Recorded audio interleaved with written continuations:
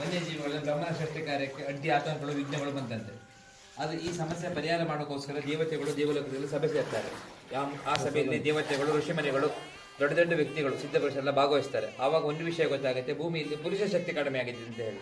ಪುರುಷನ ಶಕ್ತಿ ವೃದ್ಧಿ ಆದರೆ ಬ್ರಹ್ಮನ ಸೃಷ್ಟಿ ಕಾರ್ಯಕ್ಕೆ ಯಾವ ತೊಂದರೆ ಆಗೋದು ಗೊತ್ತಾಗುತ್ತಂತೆ. ಆವಾಗ ಇದಕ್ಕೆ ಪರಿಹಾರ ಏನಂತ ಹೇಳಿದ್ರೆ, ಆದಿಪುರುಷ ಶಿವನ ಬಂದು ಭೂಮಿ ನೆಲೆ ಆಗ್ಬೇಕಂತ ಹೇಳಿ ಎಲ್ಲರೂ ಹೋಗಿ ಶಿವಪಾರ್ವತಿಗೆ ಬೇಡ್ತಾರೆ. ಭೂಮಿಗೆ ಬಂದು ನೆಲೆ ಆಗಬೇಕು, ಬ್ರಹ್ಮನ ಸೃಷ್ಟಿ ಕಾರ್ಯಕ್ಕೆ ನೆರವಾಗಬೇಕು, ಭೂಮಿ ಗರ್ಭಭೂಮಿ ಆಗಬೇಕು, ಪ್ರತಿಯೊಬ್ಬರಿಗೂ ಒಳ್ಳೆದಾಗಬೇಕು, ಸಂತತಿ ವೃದ್ಧಿ ಆಗಬೇಕಂತ ಹೇಳಿ ಆ ಮಾತಿಗೆ ಒಪ್ಪಿ ಶಿವಪಾರ್ವತಿಯವರು ನಂದಿಯ ವಾಹನದಲ್ಲಿ ಕುಳಿತು ಪ್ರಪ್ರಥಮವಾಗಿ ಭೂಮಿಗೆ ಇಳಿದ ಸ್ಥಳವೇ ಕೆರಡಿ ಗ್ರಾಮದ ಮೂಡುಗಲ್. ಇದು ಕೆರಡಿ ಗ್ರಾಮದ ಮೂಡುಗಲ್.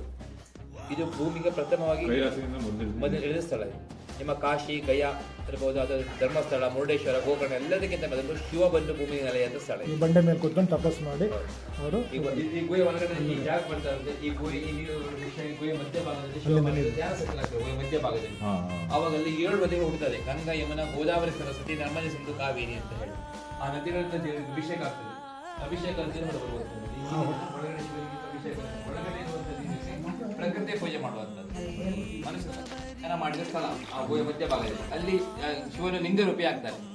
ಆ ಲಿಂಗರೂಪಿ ಆದ ಕೂಡ 7 ನದಿಗಳು ಹುಟ್ಟುತ್ತದೆ: ಗಂಗಾ, ಯಮುನಾ, ಗೋದಾವರಿ, ಸರಸ್ವತಿ, ನರ್ಮದೆ, ಸಿಂಧು, ಕಾವೇರಿ ಅಂತ ಹೇಳಿ. ಆ ಉಗಮವಾದ ನೀರು, ಅಭಿಷೇಕವಾದ ನೀರು ಹೊರಬರುವಂಥದ್ದು. ದೇವರು ಧ್ಯಾನ ಮಾಡಿದ ಸ್ಥಳ ಆದ್ರಿಂದ, ದೇವರು ಅಲ್ಲಿ ಸ್ಥಿರವಾಗಿ ಇದ್ದುದರಿಂದ ಅಲ್ಲಿ ನದಿಗಳು ಉಗಮ ಆಗ್ತದೆ. ಆ ಉಗಮವಾದ ನೀರು ಹೊರಬರುವಂಥದ್ದು. ಅದನ್ನು ಎಲ್ಲಾ ತಿಂಗಳಲ್ಲೂ ನೀರಿರುತ್ತದೆ. ಇದು ವಿಶೇಷವಾದ ಒಂದು ಕಾರಣಿಕವಾದ ಸ್ಥಳ, ಒಂದು ಸಿದ್ಧಿ ಕ್ಷೇತ್ರ. ಈ ಕ್ಷೇತ್ರದಲ್ಲಿ ಬಂದು ಬೇಡಿದವರಿಗೆ ಮದುವೆ ಆಗಿದ್ದಾರೆ, ಮದುವೆ ಆಗಿದೆ, ಮಕ್ಕಳಾಗಿದ್ದಾರೆ, ಮಕ್ಕಳಾಗಿದೆ, ಮನೆ ಇದ್ದರೆ ಮನೆ ಆಗಿದೆ, ವ್ಯಾಪಾರದಲ್ಲಿ ನಷ್ಟ ಆದರೆ ವ್ಯಾಪಾರದ ಲಾಭ ಆಗಿದೆ, ಇವರು ಇರುವಂತ ಮಟ್ಟದ ದೊಡ್ಡ ಮಟ್ಟಕ್ಕೆ ಹೋಗಿದ್ದಾರೆ. ನಿಮ್ಮಲ್ಲಿ 2 ಇರಬೇಕು: ಒಂದು ಶ್ರದ್ಧೆ, ಒಂದು ಭಕ್ತಿ ಅಂತ. ಶ್ರದ್ಧಾ ಮತ್ತು ಭಕ್ತಿಯಿಂದ ಏನೇ ಬೇಡಿಕೊಂಡು ಖಂಡಿತವಾಗಿ ತೀರಿಸ್ತಾನೆ. ಇದು ಕಲಿಯುಗದ ಒಂದು ಕಾಮಧೇನು ಈ ಈಶ್ವರ.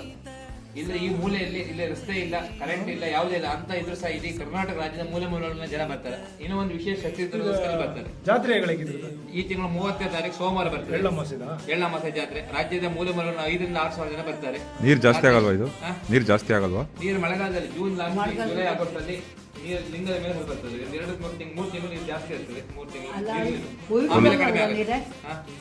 ಅವಾಗ ಪೂಜೆ ಮಾಡೋದು? ಪೂಜೆ ಎಲ್ಲ ಟೈಮಲ್ಲಿ ಮಾಡ್ತೇವೆ. ಪೂಜೆ ನೀರಿಲ್ಲಿ ನೀರಿರದೇ ಇರಲಿ ಪೂಜೆ. ನೀರು ಯಾವತ್ತು ನೀರು ಇರ್ತದೆ ಇರ್ತದೆ. ನೀರು ನಮಗೆ ಬದಲಿಗೆ ಮಾಡಿ ಅಭ್ಯಾಸ ಆಗಿದೆ. ನಾವು ಅದಕ್ಕೆ ಹೊಂದ್ಕೊಂಡಿದ್ದೇವೆ. ಪೂಜೆ ಮಾಡೋದ್ರಿಂದ ನೀರಿಗೆ ನಮಗೆ ಏನು ಅನ್ಸದೇ ಇಲ್ಲ. ನೀರು ಜಾಸ್ತಿ ಇದ್ರೂ ಏನು ಅನ್ಸದೇ ಇಲ್ಲ. ಹಾಗೆ ನಾವು ಬಂದು ಪೂಜೆ ಮಾಡಿ ನಮ್ಮ ಕೆಲಸ ಕಾಯಕ ಮಾಡ್ತೇವೆ. ನಾವು ಇಲ್ಲಿ ಕಾಡು ಪ್ರಾಣಿ ಹೊರಗಡೆ ಕಾಡು ಪ್ರಾಣಿ ಹುಲಿ ಇರ್ತದೆ, ಕಾಡು ಪ್ರಾಣಿ ಇರ್ತದೆ. ನಾವು ದಿನ ಅದರೊಟ್ಟಿಗೆ ಬದುಕಿ ನಮಗೆ ಅದು ನೋಡಿದ್ರೆ ಏನು ಅನ್ಸಲ್ಲ. ಹೊರಗಿನವ್ರು ನೋಡಿದ್ರೆ ಭಯ ಆಗ್ತದೆ, ಕಾಡು ಪ್ರಾಣ ಬಂತು, ಹುಲಿ ಬಂತ ಅಂತ. ನಮ್ಮನ್ನು ಈಶ್ವರ ಕಾಪಾಡ್ತಾನೆ ರಕ್ಷಣೆ ಇದೆ. ನಮ್ಮ ಹೊರಗಿನವ್ರು ನೋಡಿಬಿಟ್ರೆ ಹಾವು ಬಂದ್ರೆ ಬರ ಹೆದರ್ಕೊಳ್ತಾರೆ, ಕಾಡ್ಕೊಂಡು ನೋಡಿದ್ರೆ ಹೆದರ್ಕೊಳ್ತಾರೆ, ಹುಲಿ ಬಂತ ಹೆದರ್ಕೊಳ್ತಾರೆ. ನಮಗೆ ಏನು ಅನ್ಸೋದಿಲ್ಲ, ಯಾಕಂದ್ರೆ ನಾವು ಅದರೊಟ್ಟಿಗೆ ಬದುಕ್ತಿದ್ದೆ. ನಾವು ನೋಡಿದ್ರೆ ಹೀಗೆ ನೋಡ್ಕೊಂಡು ಹೋಗ್ತಾ ಇರ್ತೇವೆ. ಅದನ್ನ ವಿಷಯ ವೈಲ್ಡ್ ಲೈಫ್ ಜೀವನ, ನಾವು ಇದಕ್ಕೆ ಅಡ್ಜಸ್ಟ್ ಆಗಿದ್ದೇವೆ.